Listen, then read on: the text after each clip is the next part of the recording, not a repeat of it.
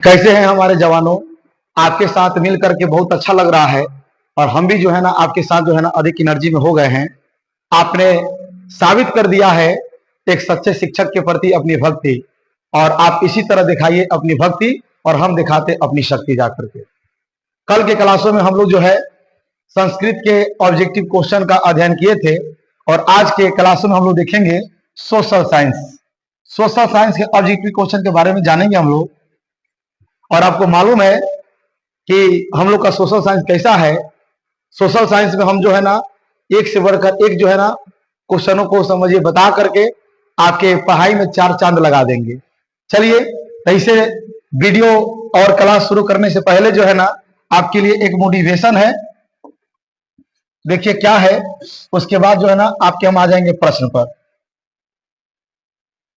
आपके लिए एक मोटिवेशन है और कहा गया है, ध्यान दीजिएगा कि आंखों में नींद बहुत है पर सोना नहीं है। आंखों में नींद बहुत है पर सोना नहीं है, यही समय है कुछ करने का मेरे दोस्त, इसे खोना नहीं है। और यह सही बात है, यह समय कुछ करने का है, इसलिए हम सभी को सोना नहीं है। इसके लिए दिन रात को एक कर देना है और जब दिन रात एक हो जाएगी तब जाके देखिए हमारे तैयारी में, हमारे रिजल्ट में चार चांद लग जाएगी। इसके बाद जो है ना हम जो है शुरू करते हैं आपके प्रश्नावली का क्वेश्चन। और आप जो है ना कल की तरह जो है ना, अगर आपको जवाब मालूम है इसका जवाब जो है ना कमेंट्स बॉक्स में दीजिएगा। हम भी आपके लिए समझिए कि तैयार बैठे रहते हैं। चलिए हम लोग क्वेश्चन शुरू करते हैं। पहला क्वेश्चन है, संघ राज्य की विशेषता नहीं है। तो मैं आपको समझिए कि पॉलिटिकल साइंस में पढ़ाया था कि संघ राज्य की विशेषता कौन नहीं होती है। ए में दिया है लिखित संविधान, देखिए बी में दिया है शक्तियों का विभाजन, सी में दिया है एकहरी शासन व्यवस्था और डी में दिया है सर्वोच्च न्यायपालिका। तो याद रखिएगा, संघ का मतलब होता है जिसमें सब लोग मिलजुल कर काम करे जाकर के, और संघ राज्य की विशेषता नहीं है एकहरी शासन व्यवस्था है। यानी संघ राज्य में किसी एक की नहीं चलती है, सबकी चलती है। बाकी लिखित संविधान भी होता है, शक्तियों का विभाजन भी होता है, सर्वोच्च न्यायालय भी होता है, लेकिन एकहरी शासन व्यवस्था नहीं होता है। इसलिए आपका सही जवाब क्या हो जाएगा, एकहरी शासन व्यवस्था। उसके बाद 2 नंबर जो सवाल है, संघ सरकार का उदाहरण है। यह बहुत वीवीआई सवाल है। संघ सरकार का उदाहरण कौन है, आप भी कमेंट्स बॉक्स में जवाब दीजिए। ए में दिया है अमेरिका, बी में दिया है चीन, सी में दिया है ब्रिटेन और डी में दिया इनमें से कोई नहीं। तो हम सभी को मालूम है कि संघ राज्य का उदाहरण कौन नहीं है, आपका अमेरिका नहीं है। इसलिए बुआ जी इसका सही जवाब क्या हो जाएगा, अमेरिका हो जाएगा। तीसरा नंबर क्वेश्चन बिहार से है और हम लोग बिहार से संबंध रखते हैं, इसलिए बिहार का हिस्ट्री जानना हम सभी के लिए अनिवार्य है। और कहा जाता है, ध्यान दीजिएगा, बिहार में संपूर्ण क्रांति का नेतृत्व निम्नलिखित में किसने किया था। ए में दिया है मोरारजी देसाई, बी में दिया है नीतीश कुमार, सी में दिया है इंदिरा गांधी और डी में दिया है आपका जयप्रकाश नारायण। आपको याद होगा जब जेपी का आंदोलन हम पढ़ाए थे, यानी बिहार में छात्र आंदोलन हो या उसी को संपूर्ण क्रांति कहते हैं, इसका नेतृत्व के किए थे, आपका जयप्रकाश नारायण। इसलिए इसका सही जवाब क्या हो जाएगा, डी हो जाएगा।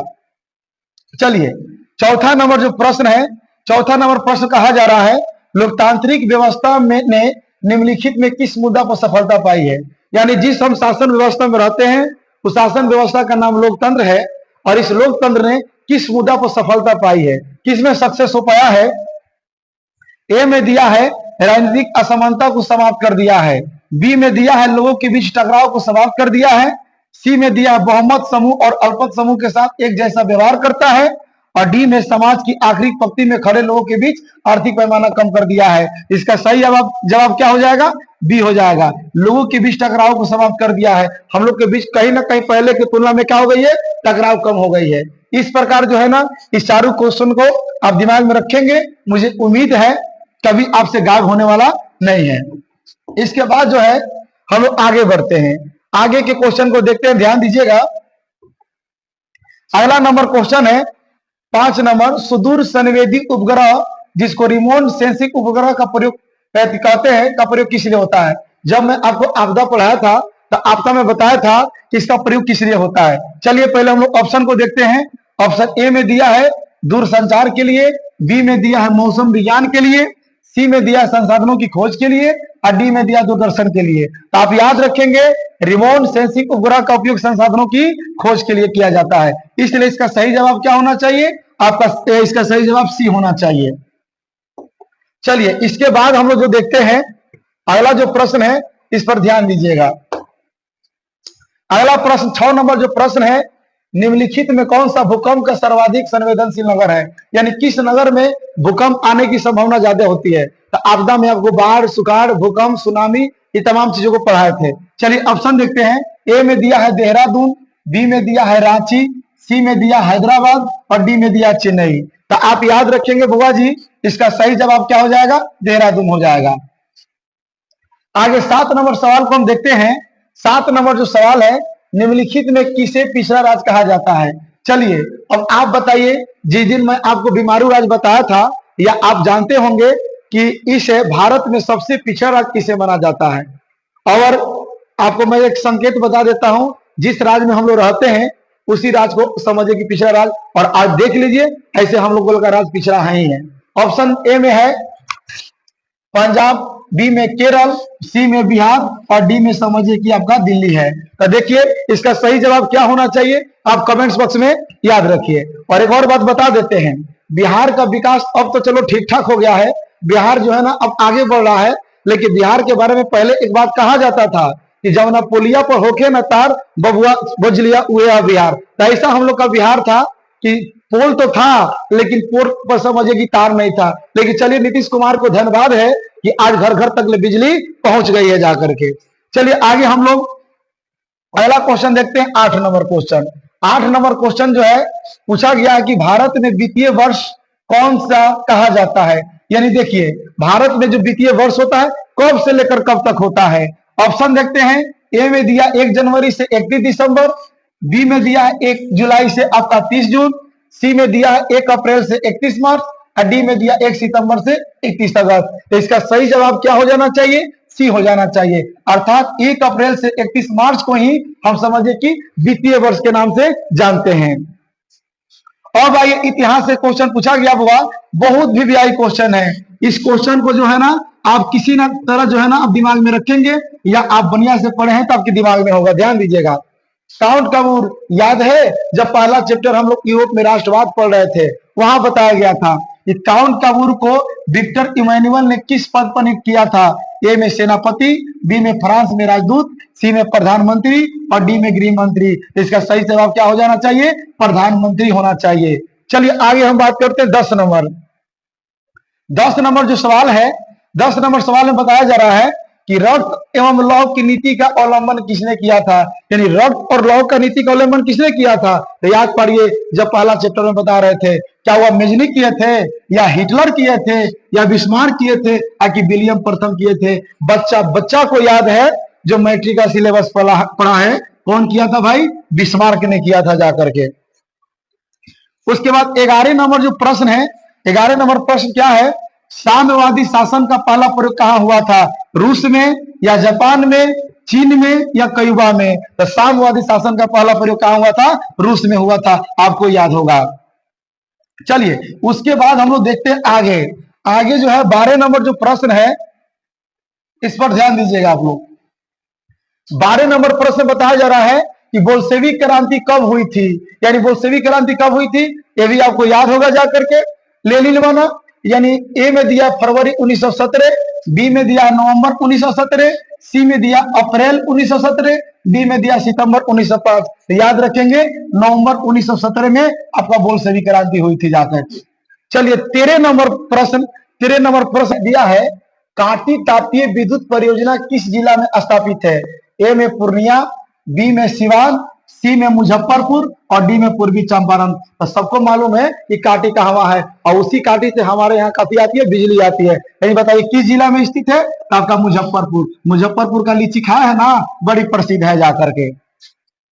14 नंबर भी बहुत भी सवाल है कि रेल वर्कशॉप कहां स्थित है। यानी रेलवे का कारखाना कहां स्थित है, जमालपुर में, भागलपुर में, मुंगेर में या पटना में। तो आपको याद होगा कि रेलवे का कारखाना कहां स्थित है, जमालपुर में स्थित है जाकर के।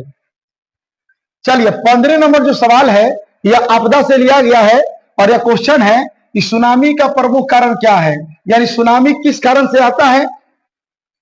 ए में दिया है समुद्र में भूकंप, बी में दिया है मैदानी क्षेत्रों में भूकंप, सी में दिया है पर्वत पर भूकंप, और डी में इनमें से कोई नहीं। तो आपको मैं बताया था कि जब जमीन पर भूकंप आता है तो उसको, जब जमीन में कंपन होता है तो उसे भूकंप कहते हैं, और जब वही समुद्र में जल में कंपन होता है तो उसे सुनामी कहते हैं। इसलिए इसका सही जवाब क्या हो जाएगा? समुद्र में भूकंप। बोलिए कोई दिक्कत? बताइए, इतना हल्का सोशल स्टडी होनी चाहिए। देखिए तो एक भी क्वेश्चन नहीं है जो आपसे छूट पाए। आप ठोक कर आइएगा, समझिए कि बिहार बोर्ड में जाकर एक क्वेश्चन नहीं छूटना है। आगे 16 नंबर जो सवाल है, सुखाड़ क्या है? यानी सुखाड़ क्या है? प्राकृतिक आपदा है, मानव जनित आपदा है, सामान्य आपदा है, या इनमें से कोई नहीं? इसका जवाब आप लोग जानते, बताइए सुखाड़ कौन सा आपदा है? कमेंट्स करके ध्यान बताइए, मैं आपका वेट कर रहा हूं जाकर के। चलिए 17 नंबर जो सवाल है, पंजाब में भूमि निम्नीकरण का मुख्य कारण क्या है? यानी पंजाब में भूमि की उर्वरता कम हुई है तो उसका कारण बता देना है। एक में वनोन्मूलन यानी वनों की कटाई, बी में गहन खेती यानी अधिक खेती, सी में अधिक पशुचारण या पशुओं की अधिक चराई, और डी में दिया है अधिक सिंचाई। तो इसका सही जवाब क्या हो जाएगा? अधिक सिंचाई हो जाएगा। यानी वहां अधिक सिंचाई होती है, अधिक जल जमाव के कारण भूमि की निम्नीकरण जो है वहां पर हुआ है जाकर के। उसके बाद जो है ना, हम लोग अगला क्वेश्चन देखते हैं, 18 नंबर क्वेश्चन। 18 नंबर क्वेश्चन में देखिए क्या कहा जा रहा है, बड़ी वीवीआई है और आपको मालूम भी होगा। मानव शरीर में जल की मात्रा होती है, यानी हमारे शरीर में कितना जल है? तो याद रखिएगा, प्राणियों के शरीर में 65% जल पाया जाता है। इसलिए ए नंबर 55% गलत है, बी नंबर 60% गलत है, सी नंबर आपका 65% सही है, और डी नंबर 70% ये भी आपका कथी है? गलत है जाकर के। चलो 19 नंबर जो क्वेश्चन है भाई, निम्न जीवों में कौन सा केवल भारत में पाया जाता है? यानी एक ऐसे जीव का नाम बताना है जो ऑप्शन में दिया है, जो वनली वन भारत में पाया जाता है। यानी ए में दिया है मगरमच्छ, बी में दिया डॉल्फिन, सी में दिया है व्हेल, और डी में दिया कछुआ। तो देख भाई, जब हम आपको सिलेबस पढ़ाए थे तो मैं यह बताया था कि घड़ियाल जो होता है ना, वो भारत में पाया जाता है, लेकिन ऑप्शन में घड़ियाल है नहीं। आप स्टार लगाइएगा नहीं, घड़ियाल के बाद आपका आता है डॉल्फिन, जो ओनली वन कहां पाया जाता है? भारत में। इसलिए इसका सही जवाब क्या हो जाना चाहिए? डॉल्फिन हो जाना चाहिए। 20 नंबर तो उससे भी बढ़कर वीवीआई है, यानी देख रहे हो भाई, एक से बढ़कर एक से बढ़कर, सोच रहे हो कि यह अच्छा क्वेश्चन है, उससे अच्छा आ जा रहा है। यही तो समझिए कि सोशल स्टडी है भाई। सीमेंट उद्योग का प्रमुख कच्चा माल क्या है? यानी सीमेंट उद्योग में किस संसाधन का प्रयोग किया जाता है मुख्य रूप से? ए में दिया है चुना पत्थर, बी में दिया बक्साइड, सी में ग्रेनाइट, और डी में दिया लॉयस। तो दुनिया को मालूम है कि आपका सीमेंट उद्योग का कच्चा माल क्या होता है? चुना पत्थर होता है। और 21 नंबर जो सवाल है, यह गलती किया है, यहां जो मिसप्रिंट हुआ है, यहां होना चाहिए प्रथम। यानी प्रथम महायुद्ध के बाद यूरोप में कौन सी संस्था का उदय आर्थिक दुष्प्रभाव को समाप्त करने के लिए हुआ? यानी प्रथम महायुद्ध हुआ तो उसके बाद कौन सी संस्था आई जो हमारी स्थिति को सुधारने का काम की? ए नंबर में दिया है सार्क, बी में नाटो, सी में ओपेक, और डी में यूरोपीय संघ। इसका सही जवाब क्या हो जाएगा? यूरोपीय संघ। याद रखेंगे। 22 नंबर जो सवाल है, हाल फिलहाल में आपको पढ़ाए थे, याद होगा, किसने कहा मुद्रण ईश्वर की दी हुई महानतम देन है, सबसे बड़ा तोहफा? बताओ भाई जल्दी कमेंट्स में, अभी तुम्हारा घर में होगा, जाके देखिए, तुरंत पढ़ाए थे इसको जाकर के ऑफलाइन के क्लासों में। किसने कहा था? महात्मा गांधी कि मार्टिन लूथर, कि मोहम्मद पैगंबर या ईसा मसीह? बताओ तो फटाफट। इसका सही जवाब क्या होना चाहिए? मार्टिन लूथर जाकर के। अब बताइए 23 नंबर जो सवाल है, या 23 नंबर सवाल पूछा जा रहा है, ध्यान दीजिएगा कि भारत में मतदाता होने की न्यूनतम आयु क्या है? यानी कितना साल का होगा तो वोटवा दीजिएगा, आपको यही बताना है। तो देख लीजिएगा, भारत में 18 साल के पहले आप वोट नहीं दे सकते हैं। 18 साल उम्र होगा तो अभी जाके क्या कीजिएगा? टिपिएगा बताऊंगा। इसलिए आपका सही ऑप्शन क्या हो जाना चाहिए? सी। बाकी के ऑप्शन इसका कभी है गलत है, ये भी कभी गलत होने वाला क्वेश्चन है जी।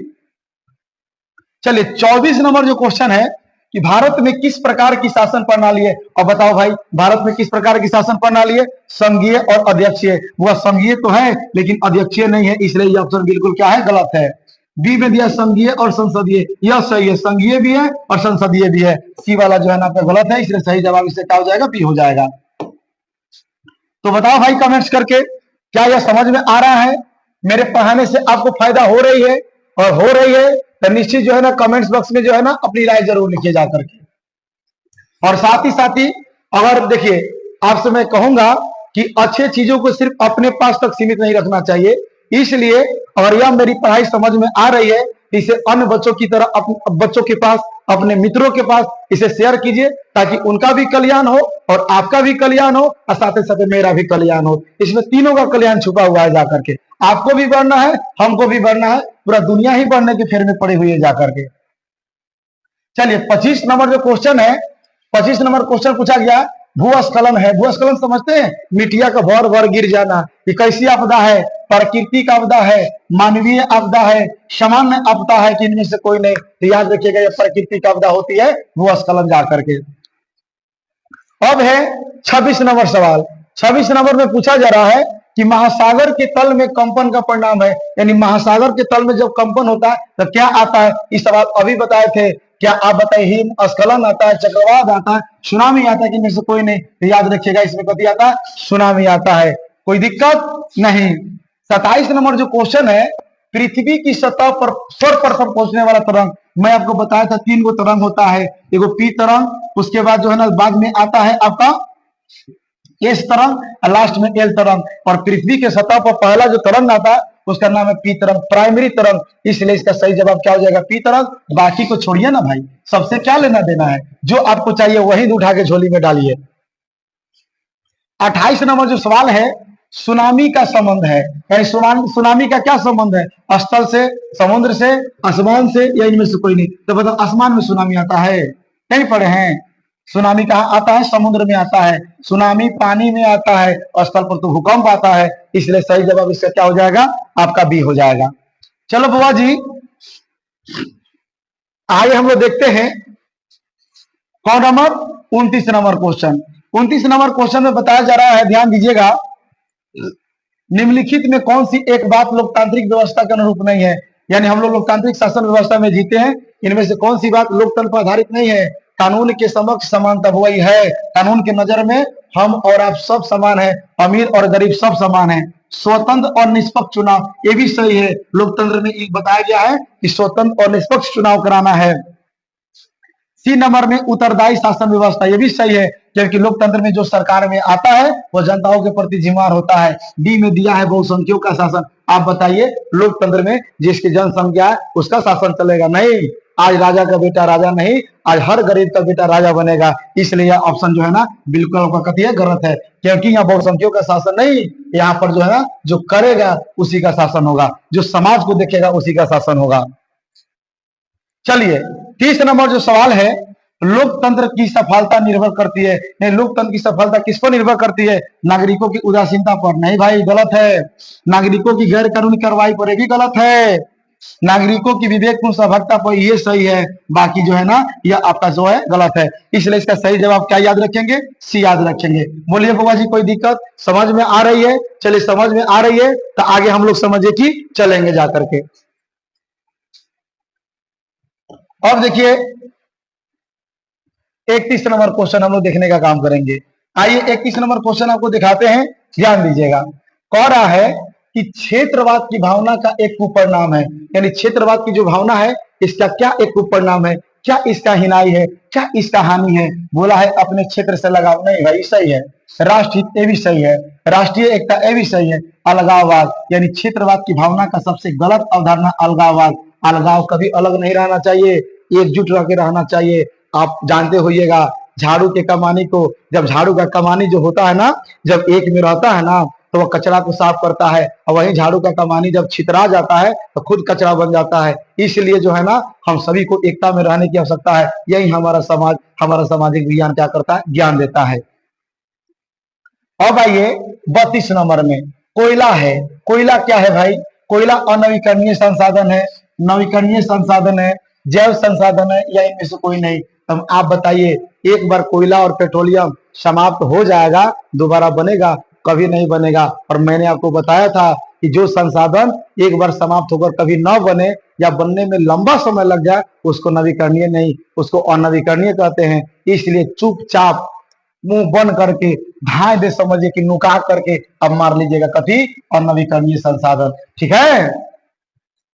अब देखिए यहाँ छुप कर काहे बोले हैं, ताकि मैं आपको बता दूं कि दो चीज को हमेशा छुपा के रखिएगा। एक आपको समझिए कि पैसा, एक आपको पढ़ाई, कि जब तक यह छुप कर रहेगा ना तब तक सुरक्षित रहेगा, ना तब पैसा और पढ़ाई पर दूसरे की नजर चल गई तो देखिएगा दोनों जो है ना आपके पास से हट जाता है। इसलिए पैसा और पढ़ाई को हमेशा छुपा कर रखिए, या किसी से बताने की जरूरत नहीं है। कोई पूछबो करे कि भाई कितना तुम्हारे पास पैसा है, तो कहिए भाई हमारे पास पैसा है, वो मांगे पहले उससे पहले आप रोने लगे। और आपका समझिए कि पढ़ाई भी है ना यह दिखाने की चीज नहीं है, पढ़ाई खुद दिख जाती है। इसलिए कोई पूछे तो उसके सामने बकलोल बन जाइए, आप बकलोल बन के उसका ज्ञानिवा को क्या कर लीजिए, अर्जित कर लीजिए। बताइए बात में दम है कि नहीं, आप बताइए जा करके।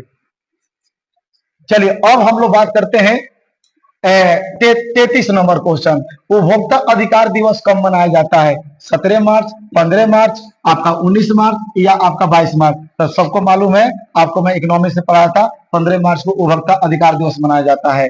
और इकोनॉमिक्स का भी यह क्वेश्चन है कि वैश्वीकरण के कितने अंग होते हैं, 1, 2 या 5 या 4? तो इसका वैश्वीकरण के कितने अंग होते हैं वो भी उलट के देख लीजिएगा, 5 अंग आपको लिखाया गया था। आइए 35 नंबर क्वेश्चन, कौन सी सेवा गैर सरकारी? गैर सरकारी का मतलब प्राइवेट है, तो बताइए सैन्य सेवा। सैन्य सेवा प्राइवेट में सरकारी होता है। वित्त सेवा ये भी सरकारी होता है। मॉल सेवा और रेल सेवा, तो रेल भी सरकारी है, मॉल आपका सरकारी नहीं होता। मॉल समझते हो ना, छठ का दिन आ रहा है, मॉल आपको याद पड़ेगा, कपड़वा ना किनाएगा घाटवा पर झाड़ने के लिए, इसलिए याद रखिएगा मॉल सेवा जो है ना आपका कति है, प्राइवेट है।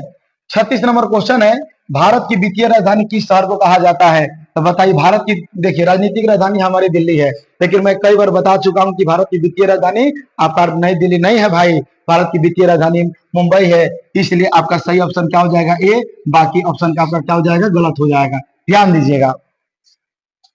37 नंबर जो क्वेश्चन है कि भारत में कोयला का सर्वप्रथम प्रमुख उत्पादक राज्य है, यानी बताइए भारत में कोयला सर्वप्रथम कहां पाया गया? ठीक है, ए में दिया है पश्चिम बंगाल, बी में दिया झारखंड, और डी में, सी में दिया उड़ीसा, और डी में दिया छत्तीसगढ़। तो देख लीजिएगा, मैं आपको बताया था, इस बात को याद रखिएगा कि भारत में सबसे ज्यादा कोयला कहां पाया जाता है? झारखंड में पाया जाता है। और झारखंड में एक जगह है जिसका नाम है झरिया। क्या नाम है जी? झरिया। और इसी झरिया में सबसे ज्यादा कोयला पाया जाता है। और पहले एक बहुत पहले जो है, जब हम लोग पढ़ाई करते थे तो उस समय गुड्डू रंगीला का गीत भी आया था, क्योंकि बिहार के तमाम लोग जो है ना इसी झारखंड के झरिया में समझिए कि काम करते थे कोयला में, और कमीनी कम होती थी। घर पर जब पति पत्नी में झगड़ा होता था ना, तो वह पति जो है ना भाग जाता था, कहाँ कमाने? झरिया कमाने, ठीक है ना। और झरिया दोनों में लड़ाई होता था और कमाने भाग जाता था झरिया। तब पत्नियां कहती थी कि फेंक देले थरिया, बलम गईले झरिया, पहुंचले कि ना, उठे जिया में लहरिया, पहुंचले कि ना। तो वह गुड्डू रंगीला जी ने इसी झरिया का चर्चा किया था। गीतों में भी समझिए कि हम लोग का ऑप्शन मिल गया जाकर, कथी? झरिया। तो याद रखिएगा गीतवा से कि आपको कि भारत है, भारत में कोयला का प्रमुख उत्पादक कथी है? झारखंड। और झारखंड के कहा? झरिया में जाकर के। आगे हम लोग बुआ जी बढ़ते हैं, ध्यान दीजिएगा। अगला क्वेश्चन है, ध्यान दीजिए कि भारत का प्रथम लौह इस्पात उत्पादक उद्योग क्या है? यानी भारत का पहला इस्पात उद्योग क्या है? तो मैं आपको बताया था, पहले ऑप्शन पढ़िए।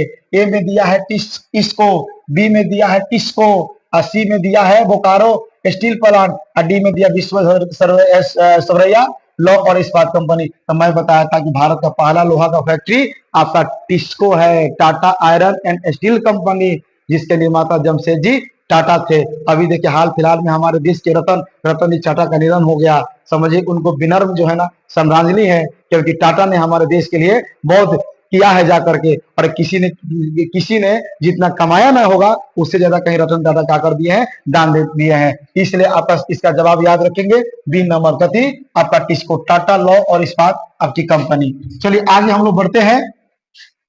39 नंबर क्वेश्चन, स्वर्णिम चतुर्भुज संबंधित है। देखिए चार जो शहरों को जोड़ता है उसी को स्वर्णिम चतुर्भुज मार्ग कहते हैं। और यह कथी से संबंधित है? रेलवे से, सड़क से, जल से या वायु से? इस सड़क मार्ग से संबंधित है जाकर के। चार बड़े देश के शहरों को जोड़ता है, इसलिए इसका सही ऑप्शन क्या याद रखेंगे? बी। अब आइए भाई 40 नंबर, गंडक परियोजना। देखिए हम लोग जो बसे ना गंडक के बगले में बसे हैं। गंडक परियोजना है कहा? बेतिया में, वाल्मीकि नगर में, मोतिहारी में, आगे छापरा में। तो देखिए यह है आपका वाल्मीकि नगर में, मैं आपको बताया था भैंसा लोटन का नाम सुने होइएगा, उसी भैंसा वाल्मीकि नगर के भैंसा लोटन में यह गंडक परियोजना का विकास हुआ है। कोई दिक्कत तो मार दीजिए कथी वाल्मीकि नगर।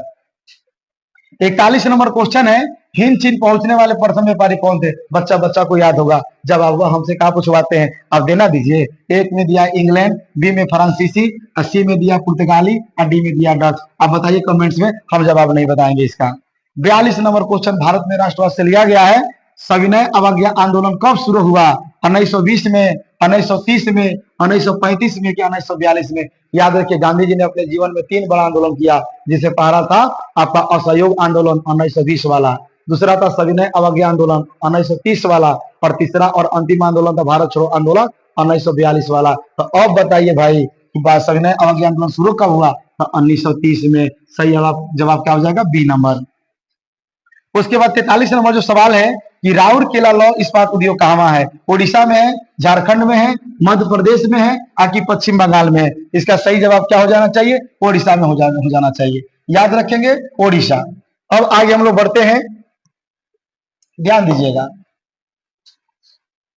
ध्यान देना है आपका 44 नंबर क्वेश्चन, सामंती व्यवस्था से हटकर किस प्रकार की शहरी व्यवस्था की प्रवृत्ति बढ़ी? आज हाल फिलहाल में पढ़ा है आप लोग को कि प्रगतिशील प्रवृत्ति, आक्रामक प्रवृत्ति, रूढ़िवादी प्रवृत्ति की शोषणकारी प्रवृत्ति? तो याद रखिएगा प्रगतिशील प्रवृत्ति। 45 नंबर जो क्वेश्चन है इकोनॉमिक्स है कि दीर्घकालीन ऋण प्रदान करने वाली संस्था कौन सी होती है? कृषक महाजन, भूमि विकास बैंक, प्राथमिक कृषि साख समिति, इनमें से कोई नहीं। तो देखिए लंबा समय के लिए आपको कर्ज देगा तो वह एकमात्र बैंक है जिसका बैंक का नाम है भूमि विकास बैंक जाकर के। याद रखेंगे सही ऑप्शन इसका क्या हो जाएगा? बी हो जाएगा।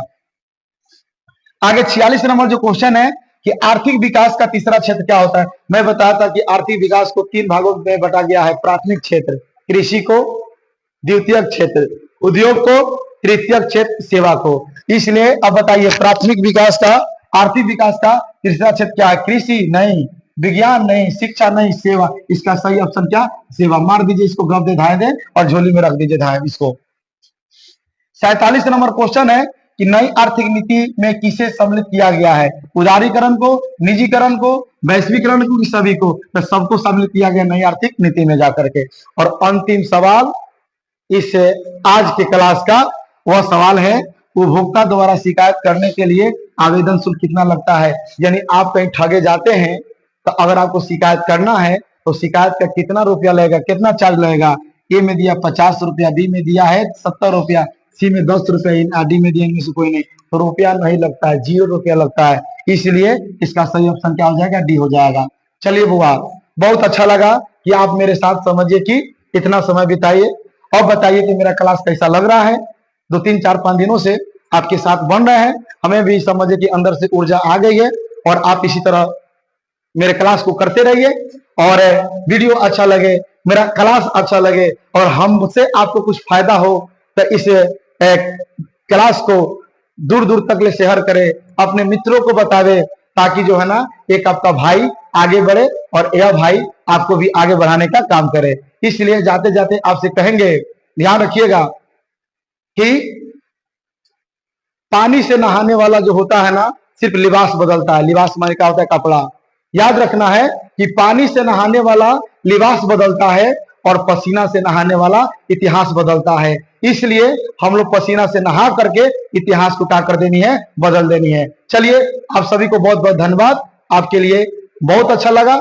चलिए चलते हैं, फिर कल के क्लासों में हम लोग मैथ लेकर आएंगे।